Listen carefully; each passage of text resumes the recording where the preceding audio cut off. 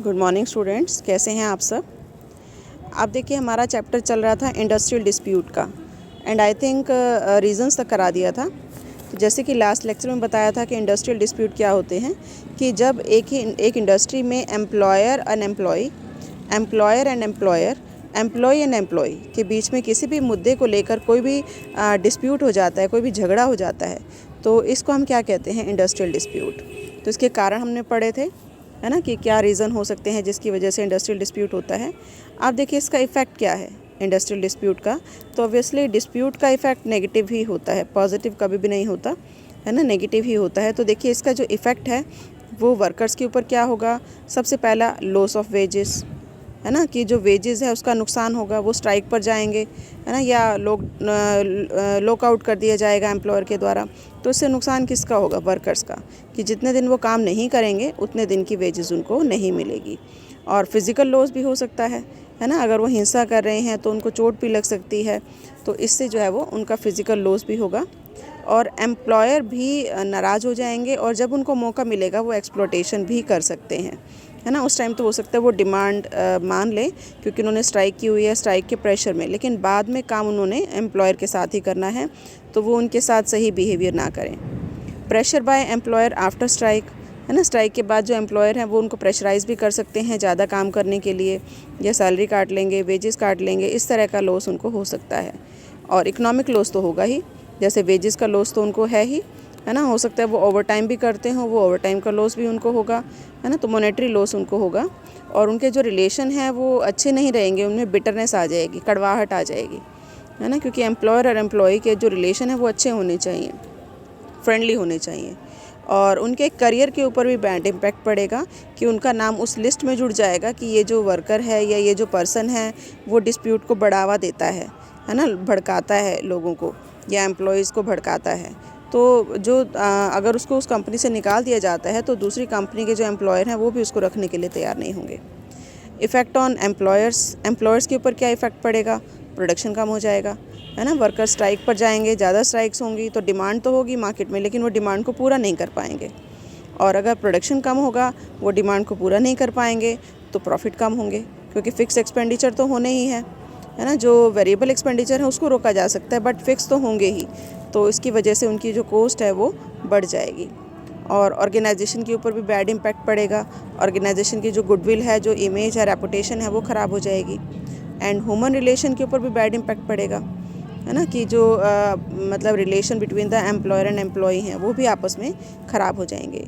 Damages of machine and equipment, machines भी ख़राब हो जाएंगी, है ना। मशीन्स को जो है हो सकता है एम्प्लॉयज़ जो है उसको ढंग से यूज़ ना करें, उसको तोड़ फोड़ करें या उसको रफली यूज़ करें, और डेवलपमेंट भी नहीं होगा, है ना। जैसे हम कहते हैं ना कि इंडस्ट्रियल डेवलपमेंट भी होना चाहिए, तो वो भी रुक जाएगा, है ना, और एम्प्लॉयज़ का भी डेवलपमेंट नहीं हो पाएगा।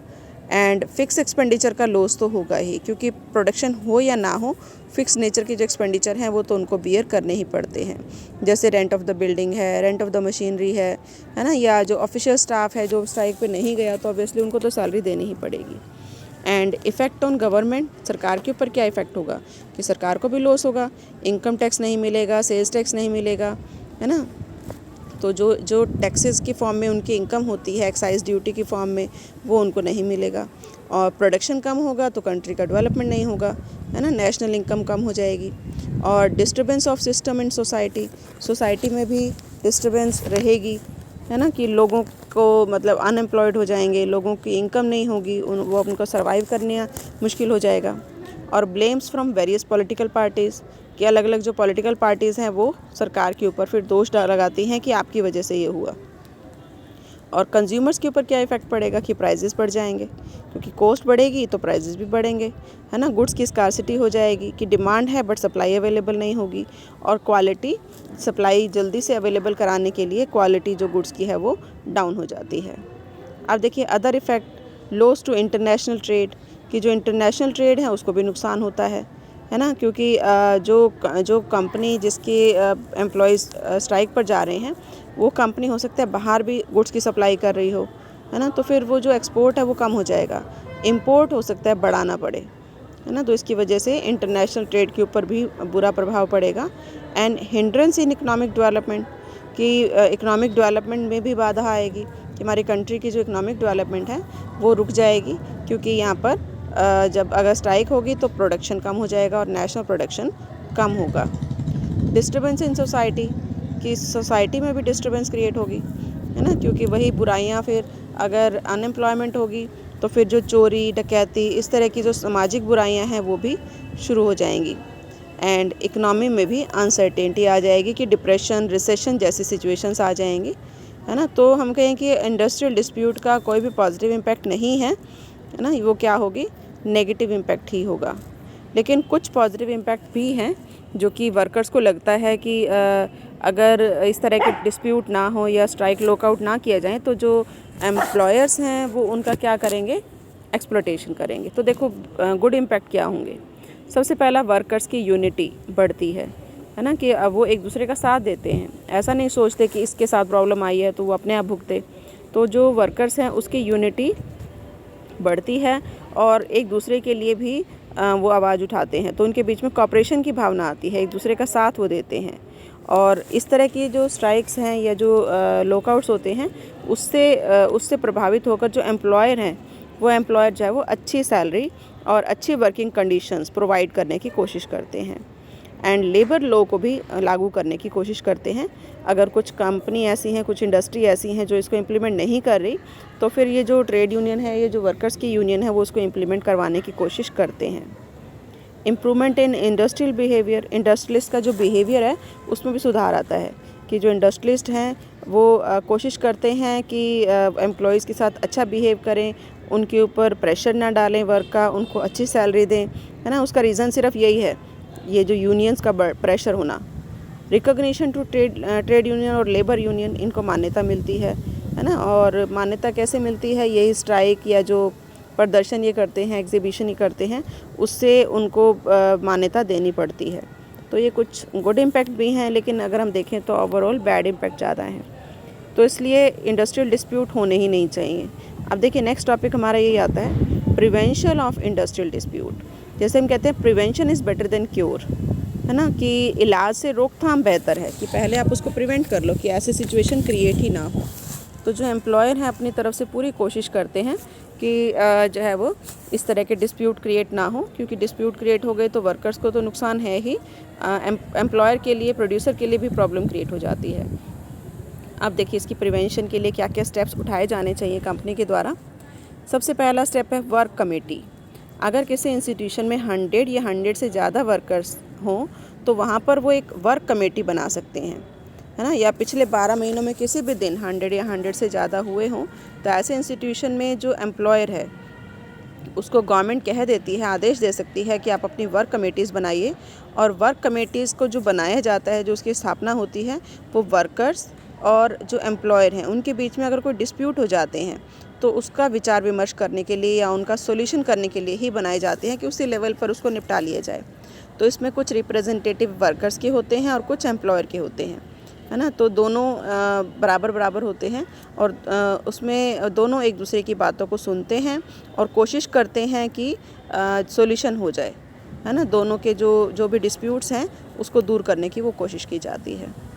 सेकंड होते हैं स्टैंडिंग ऑर्डर्स, कि अगर इंडस्ट्रियल जो डिस्प्यूट हो जाता है वो इसलिए भी हो जाता है कि कई बार क्लैरिटी नहीं होती, सीधा ऑर्डर दे दिए जाते हैं, वर्कर से पूछा नहीं जाता, है ना। उसमें जैसे एम्प्लॉयमेंट से रिलेटेड अपॉइंटमेंट हुई तो कुछ रूल्स रेगुलेशंस बताए नहीं गए लेकिन पेनल्टी लगा दी, हटाए जाने से संबंधित या कुछ डिसिप्लिन से रिलेटेड, है ना। पहले से अगर उनको क्लियर बता दिया जाएगा कि ये रूल्स हैं, इनको आपको फॉलो करना है, तो फिर इस तरह की प्रॉब्लम ही क्रिएट नहीं होगी, है ना। तो स्टैंडिंग ऑर्डर जो है वो दिए जाते हैं और उसमें क्लैरिटी कर दी जाती है, तो फिर जो एम्प्लॉयर और एम्प्लॉई दोनों ही इस बात को मानने के लिए तैयार हो जाते हैं। तो यहाँ पर यही कहा जाता है कि इसको सुलझाने का सबसे अच्छा तरीका यही है कि क्लैरिफिकेशन होना चाहिए, सारी बातें पहले से ही स्पष्ट होनी चाहिए।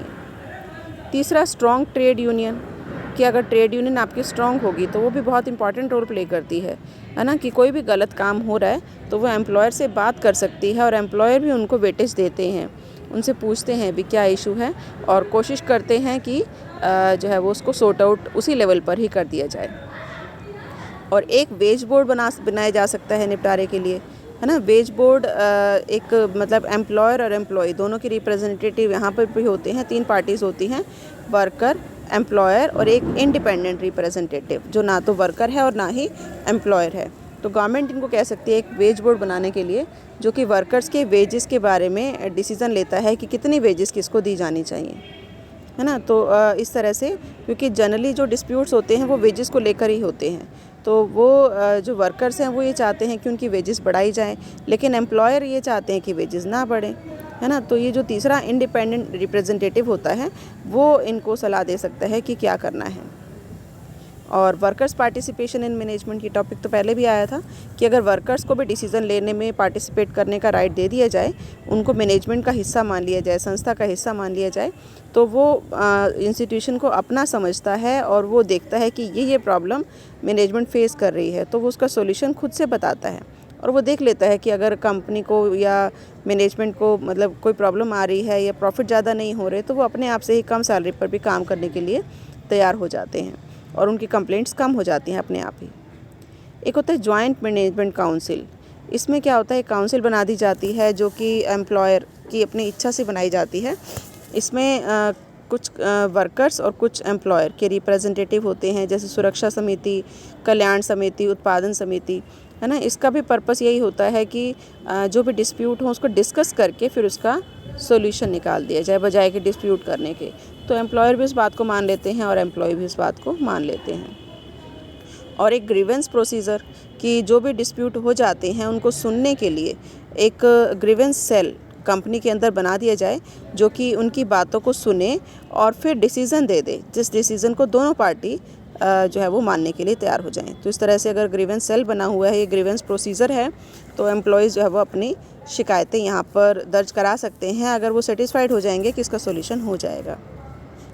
और एक होता है प्रॉफिट शेयरिंग कि जो कंपनी है अगर उनको प्रॉफिट कभी ज़्यादा हो रहे हैं तो उस प्रॉफिट में से एक पार्ट वो एम्प्लॉयज़ को भी दे देते हैं, है ना। ये मानते हैं कि जो वर्कर्स हैं वो भी क्या है, एक पार्ट है कंपनी का हिस्सा है, तो वेजेस के अलावा उनको प्रॉफिट का भी कुछ शेयर अगर उनको दे दिया जाता है तो उससे उनके अंदर अपनेपन वाली फीलिंग आती है।